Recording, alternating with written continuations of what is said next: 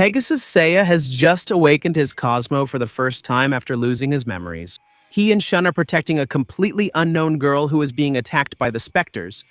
This girl is Saori Kido, the goddess Athena. And at that moment, the spirit of Iolos speaks with Seiya and asks him to remember that he is a knight of Athena. Hello, knights and Amazons. This is Wes speaking, and in today's video, I bring you Chapter 4 of Saint Seiya, Heaven Saga. So, go ahead and click. Like, subscribe to the channel, turn on the notification bell, and let's get into this awesome video.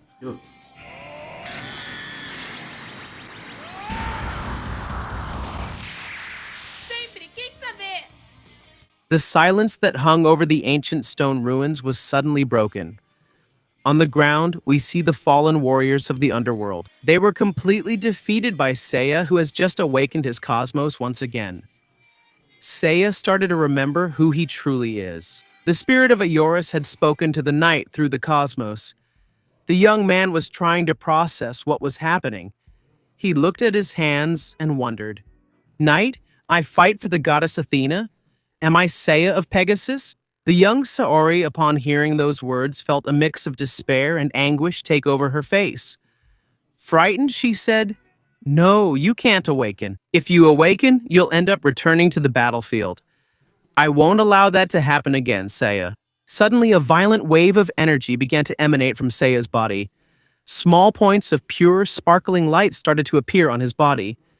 The heat was overwhelming. Coming from those star-like points, Seiya, surprised, said, "It's burning. It's as if flames are coming directly from inside my body." Shun was fascinated and frightened by the phenomenon that was happening. He said, "What is this light emanating from Seiya's body? It looks like the..."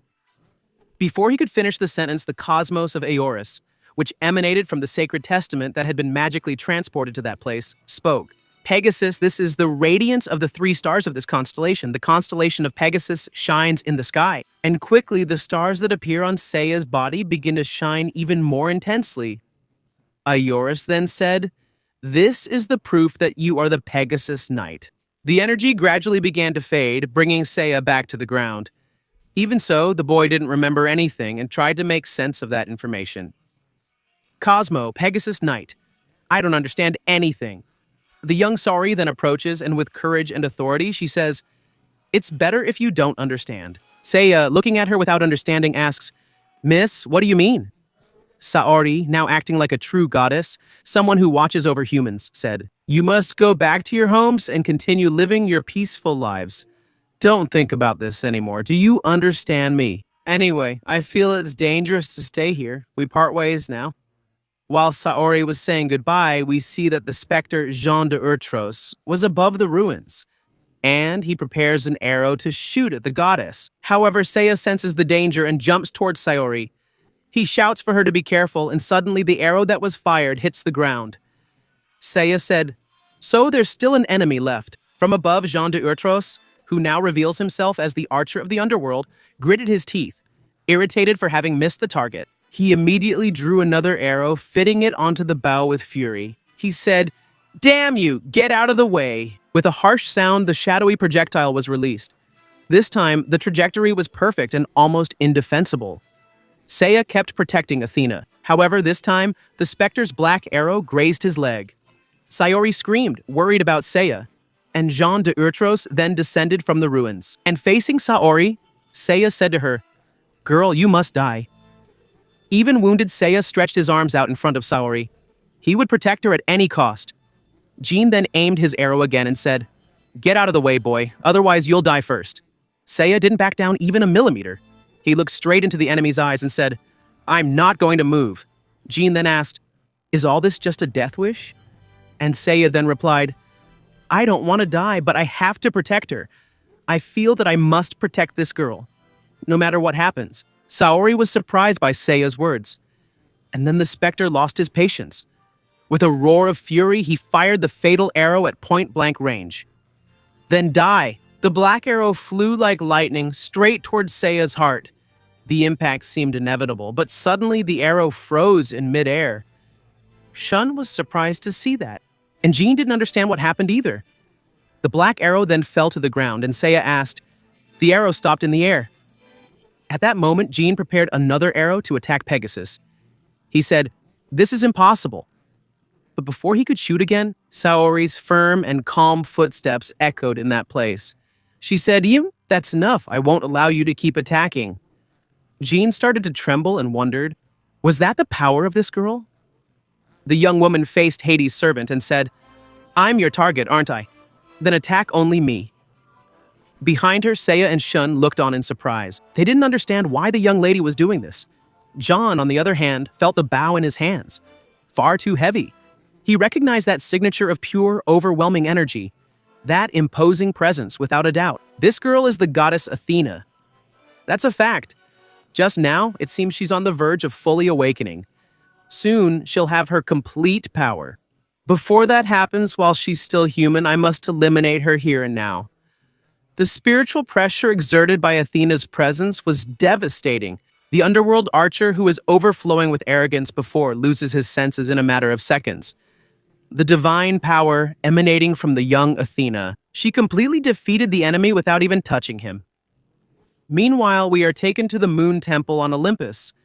The goddess Artemis had gathered with her servant Callisto. She was surprised and said, "What did you say? The army of Hades." "I was saying that they were resurrected, Callisto." Kneeling before her protective goddess, Callisto was passing on information about everything that was happening on Earth. She said, "Not completely, but there are already signs of it. It seems that the evil goddess Kerr is acting from the shadows." Artemis then understands the issue. Kerr, does Kerr want to take control of the Earth? Callisto then informs her goddess, "I don't know, but I'm sure that Lady Athena is her main target." Artemis becomes extremely serious at this moment and asks, "And what is Athena's situation?" Callisto then explains, "Athena remains in her human state. However, lately, she seems to be experiencing incomplete awakenings repeatedly. I'm afraid that if this continues, sooner or later, she will end up awakening completely as a goddess." Artemis felt a tightness in her heart. She worries and says, "My sister, Callisto, I need you to protect Athena from the shadows." The commander of the satellites was surprised. "You want your army to protect Lady Athena?" Artemis responds with relentless determination. "I want to deal with my sister myself, and we can't allow Athena to awaken completely. If that happens, the valuable plan our brother Apollo put into action will have been in vain. We must not allow the seeds of war to spread across the earth again. If the Emperor of the Heavens finds out about all this, the earth will be annihilated in an instant." Back to the world of mortals. The imposing stone clock of the sanctuary could be seen from those ruins where Seiya and Shun were. The two saints were lying on the ground, unconscious. Shun wakes up and wonders, when did this happen? Seiya also gets up and wants to know how they fainted. Surprised as they stand up, they ask themselves, where did that archer go? "The young lady is gone too," Seiya says, "as far as I remember. The enemy fell before doing anything to the young lady. And there was also the way she stopped that arrow. What kind of mysterious power does she have?" Shun agrees with Seiya. "Yes, really. I really want to know who that girl really is."